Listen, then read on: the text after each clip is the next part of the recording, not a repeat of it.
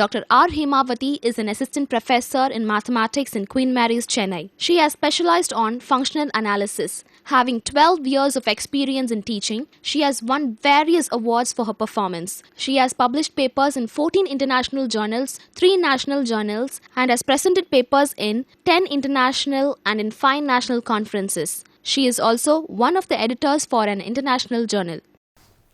Welcome to UGC lecture series. In the previous sessions, we were discussing about analysis of time series, index numbers, statistical quality control and population census. Since we are studying this applied statistics based on applications of economics into statistics, we are going to study about vital statistics, which relates economics and statistics. In the just previous session, we were discussing about various sources of demographic data, that is a population census, civil registration, sample surveys, etc. In this session, we are going to talk about the measurement of fertility and mortality. What is basically measurement of fertility? Fertility refers to the actual production of children. Short-term changes in fertility may be obtained by a study of the birth rate. Fertility rates are of various types which are explained below. First of all, crude birth rate, shortly called as a CBR. This simplest method of measuring fertility is obtained by relating live births to the mean population. So, the formula for a crude birth rate is therefore CBR is equal to number of live births in a year divided by annual mean population into 1000. It would be noticed that still births are excluded as they do not signify any addition to the existing population. The CBR of given year tells us at what rate births have augmented the population over the course of the year. So, this simplest rate is however not an adequate measure of fertility. Some more measures has to be considered, that is a specific fertility rate, etc. So, as this particular CBR does not take into consideration the sex and age distribution of the population. This is the main drawback of CBR. One more drawback about CBR is the crude birth rate cannot be called as a probability rate since the population base, including all ages and sexes, is not the population exposed to the risk of giving births. So, all that factors has to be considered when you talk about birth rates. So, this particular crude birth rate is not considering that, therefore, it is one of the drawback of CBR. Therefore, the level of the crude birth rate is determined by the sex and age composition of the community, fertility of the population, that is average rate of child bearing of females. Therefore, the level of the crude birth rate is determined by the sex and age composition of the community and the fertility of the population, that is the average rate of child bearing of females. We know that only females and only those between certain ages are exposed to the risk of giving birth. Certain age in the sense of age of around 25. Also, the risk varies from group to group. A woman of 25 years is certainly liable to more risk of giving birth than a woman of 40. After studying about a crude birth rate, next we will talk about the general fertility rate, that is GFR. We were talking about the disadvantages of crude birth rate, so we have to refine further so that we get a better birth rate. So, the general fertility rate is taken into consideration As mentioned above, the base for the fertility rate should not be the total population, but those who are capable of giving births, that is, the women of the reproductive age 15 to 49 years. Therefore, the number of live births is related to number of females in the childbearing ages, and we get what is known as general fertility rate. Hence, the formula for GFR is equal to number of live births in a given area during a given period divided by instead of the total population, we take into consideration only the females who are capable of giving births, that is number of women aged 15 to 49 years in the given particular region during the given particular period. And it may be noted the numerator is same as in the CBR, but the denominator has changed. Just see what is the denominator of CBR. CBR is annual mean population, whereas numerator is number of live births in a year. So, that is changed here to rule out the drawbacks of CBR, and so that GFR will be better than CBR. As is evident from the denominator, a decision is to be taken beforehand as to which years of life of a woman should be included in the childbearing period. Generally, this is taken to be between 15 to 49 years, and the fertility of females can be known commonly by the use of vital and census statistics. Now, this vital statistics gives the number of births in any period, while census data provide material for calculating the average number of females of childbearing age during that period. So, these two data, that is vital statistics and census data, gives the information about the females who are in the childbearing age during a particular period. Hence, the GFR shows how much the women in childbearing ages have added to the existing population through childbirths. It takes into account the sex composition of the population and also the age composition to a certain extent. Yet, it is calculated without a proper regard to the age composition of the female population in childbearing ages, because nowadays the woman due to stress is unable to give childbirth, and they go for a lot of fertility treatments. So, although they are in the age group of 15 to 49 years, if they are unable to give births, they will not be taken into consideration. So, that is one of the drawback of general fertility rate. As such, two populations may show quite different GFRs, although they may have the same fertility in each 1 year age group.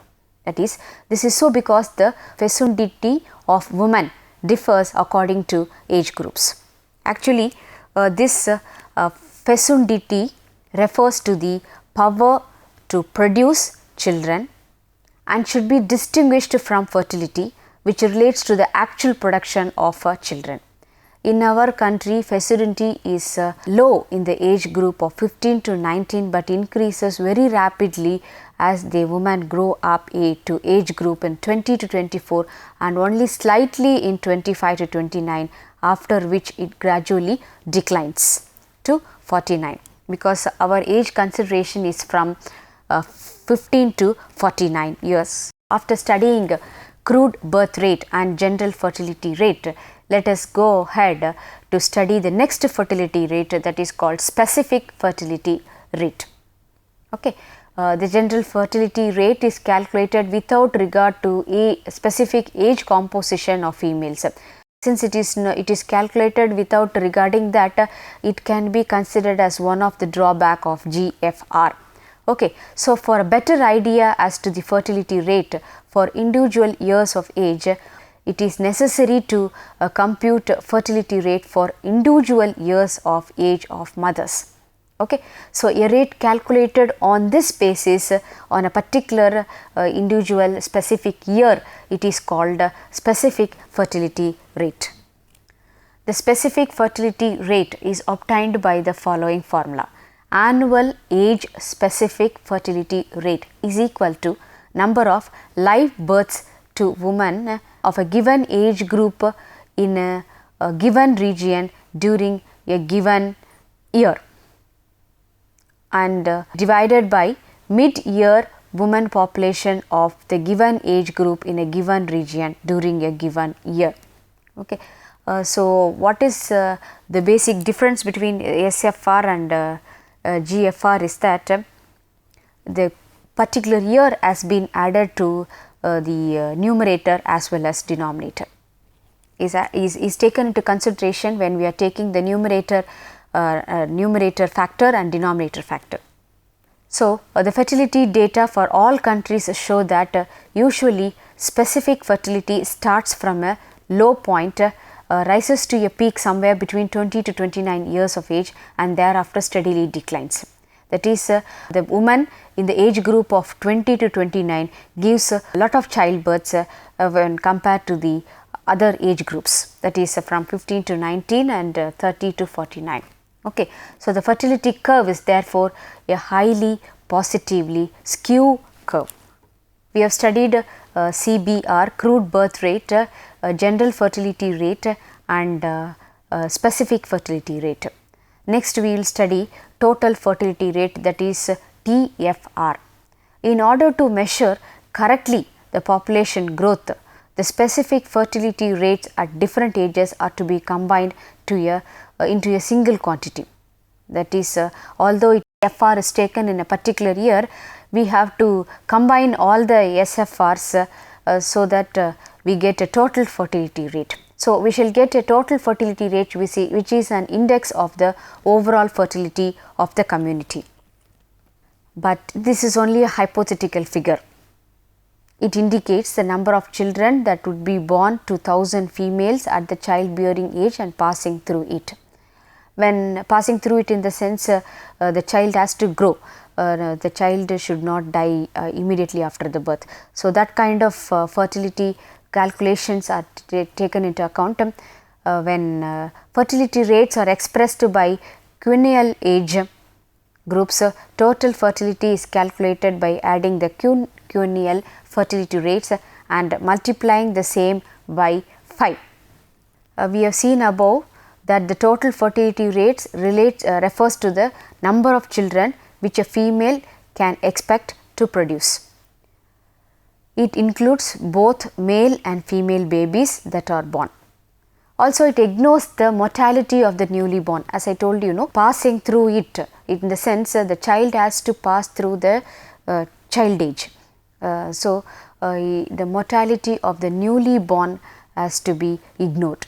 In order to have an accurate idea of the rate of growth of population, we calculate the reproduction rates. Reproduction is a long period process and is understood in the sense of replacement of individuals of the same age in the next generation. So, the reproduction rates are of two types, gross reproduction rate and net reproduction rate, GRR and NRR. Let me just recall what are the abbreviations we have studied so far. That is, we have seen CBR, that is crude birth rate, since it was having a drawback. Next, we studied GFR, that is general fertility rate, since it was also having a drawback. Next, we studied a specific fertility rate, and then we studied TFR. Okay, specific fertility rate refers to a particular year, and total fertility rates refers to the totality of specific fertility rates. After these fertility rates and birth rates are studied, next refined our study for studying reproduction rates. Okay. So, reproduction rates are of two types, the gross reproduction rate GRR and net reproduction rate NRR. We will study this one by one. Gross reproduction rate. The total fertility rates refers to the number of children, both male and female, which a female can expect to produce. So, in order to get an idea of the reproduction of population, we have to take into account only female babies who are going to be the future mothers.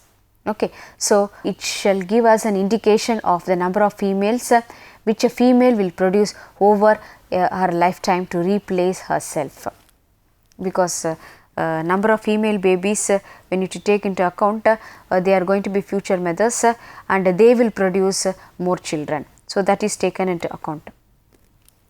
In simple words, this rate gives the number of daughters that will be born by women arriving at and passing through the childbearing period. It is to be noted that this rate is based on two assumptions. A newly born female is subject to the given fertility conditions throughout her lifetime and is not subject to mortality. That is, we have to see that the female baby born is becoming the future mother. So, the gross reproduction rate can be calculated by the following two methods. By calculating the total fertility rate in terms of female births only, that is by restricting the births in the specific birth rates to female births, and by multiplying the total fertility rate by the proportion of all births which are female births. So, thus GRR is equal to number of female births divided by total number of births into total fertility rate. So, the gross reproduction rate is used as a measure of the fertility of the population. We have mentioned above that it is based on two assumptions. However, it is superior to the crude birth rate as a measure of fertility. GRR depends only on the fertility conditions current to the period under consideration and corresponds more closely to what we mean by fertility than the crude birth rate. That is, GRR is better than CBR, which is simply the rate at which the population is augmenting its numbers through births. And GFR for female births are not available separately. In such cases, masculinity and femininity ratio is applied to find the proportion of female births. We shall study this problem, how to calculate GFR, SFR, TFR and GRR from the data given below. Okay. So, the question is compute GFR, general fertility rate, specific fertility rate, total fertility rate and the gross reproduction rate GRR from the data given below. So, the data given is first of all age group of child bearing females, it is 15 to 19, 20 to 24. This is the females age from 15 to 19 and the number of there are 16,000 women in the age group of 15 to 19 and they give the total birth as 260 females. Okay, because we are taking into consideration only women who are giving childbirth. Assume that the proportion of female births is 46.2%. Okay, and next we have the age group of 20 to 24. You can see 20 to 24 aged women are 16.44 thousands and they are giving 2,244 childbirths. Among all the age groups, the age group from 20 to 24, the number of births is 2244. So, the solution is we will have to find the age specific fertility rate. When you consider the age group as 15 to 19 and number of women as P and number of births to women in the age group is considered as B, then age specific fertility rate is given by the formula B divided by P. Okay. So, this 0.016 is obtained by taking into consideration 260 divided by 16,000. Okay. This is equal to 0.016. Similarly, 0.137 is 2244 divided by 16400. Okay. So, likewise these values are calculated, that is age specific fertility rate is calculated and then we take the total summation P is total number of women is 107.7 thousands, 107.7 thousand. Okay. So, 107,700 and then number of births to women in the age group is totally 7,059 and the total summation of age specific fertility rate is 0.446. First of all, according to the problem, first we shall calculate GFR. GFR is equal to total births in a year divided by number of women of childbearing ages. This is equal to total number of births in a year is 7059 and number of women of childbearing ages is 107.7 thousands. Therefore, it is so 7059 divided by 107.7 thousands, right. So, 107700 into according to the formula is 1000. This is equal to 65.55 per thousand. Okay. The age specific fertility rate is shown in the last column here, and the total fertility rate TFR is equal to the sum of specific fertility rates of each childbearing woman. So, TFR is equal to 5 into sum of specific fertility rates of all age group of 5 years. This is equal to 5 into 0.446, isn't it? Is equal to 2.230. What is the specific fertility rates? Specific fertility rates is this, and its total is 0.446. So, this is a total fertility rate, and this is considered here. Sum of specific fertility rates is 0.446, and each 5 years is taken into consideration. For example, 15 to 19, it is a 5-year period. So, therefore, 5 into 0.446 is equal to 2.230. So, TFR total fertility rate is equal to 2.230. Next, GRR gross reproduction rate is equal to female births divided by total births into TFR. Female births is 46.2 and divided by total births is 100 into TFR is 2.230, and this value is equal to 1.03. 1.03 we are having. If it is exactly 1, this means on the average each female will produce sufficient female offspring to replace herself only if such is not subject to mortality, that is only if the child is not subjected to mortality. So, in our example the rate shows, that is a GRR gross reproduction rate shows that for one present mother there will be 1.03 in future, and therefore, the population would increase. Okay. Next, NRR. In computing the GRR gross reproduction rate, we observed that mortality was not taken into consideration. So, the GRR is computed on the assumption that all newly born females live throughout the childbearing period, and this is not so, isn't it? So, that mortality has also should be taken into consideration. It is possible that the newly born females die before attaining the age of childbearing or do not marry at all, even if they reach the childbearing age, or sometimes they become widows during the fertility period. So, therefore, the GRR is to be corrected for the effects of mortality. So, GRR has a drawback for not considering the mortality of the childbearing female, isn't it? So, in order to measure population replacement, we must calculate the mean number of female children which will be born to a newly born female who is subject to the given fertility and mortality conditions throughout our lifetime. So, all the factors has to be taken into consideration, isn't it?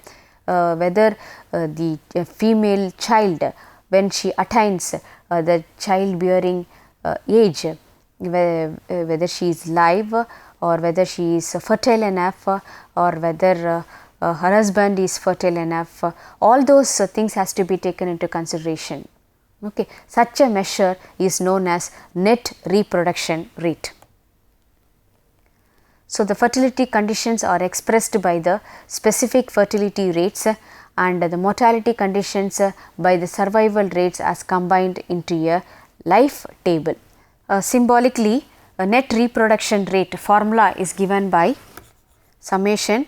The age is considered from 15 to 49, age Bx into Lx by I naught, okay, where Bx denotes the female births per person at age x and Lx by I naught number of years lived at each age per woman born to the original group of females, and summation 15 to 49 is a sum of these rates for the reproductive span of life taken from 15 to 49 years of age.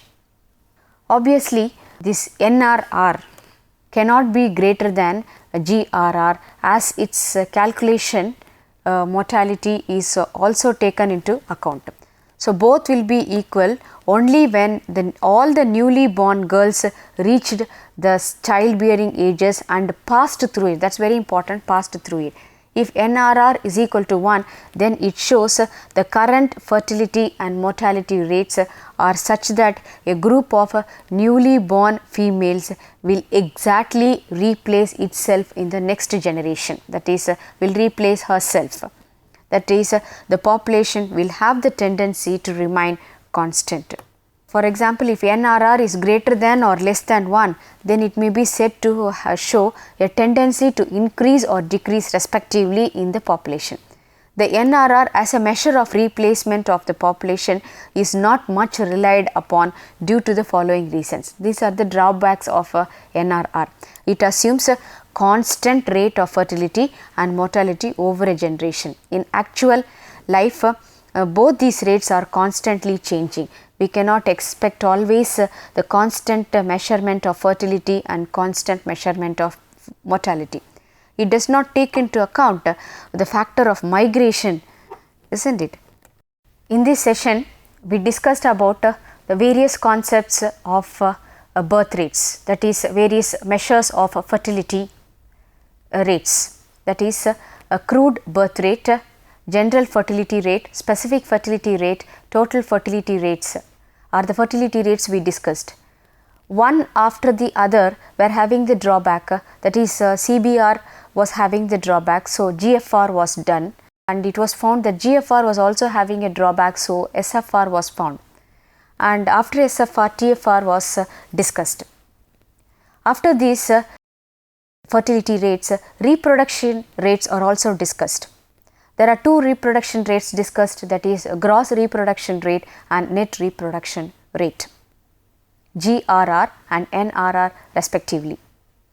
Also, an illustration was done to compute the general fertility rate, specific fertility rate, total fertility rate and gross reproduction rate. Based on the discussion in this session, the following questions may be posed. Brief about CBR, GFR, SFR, TFR, GRR and NRR. And what are the drawbacks of CBR and GFR and how it is overcome. Thank you.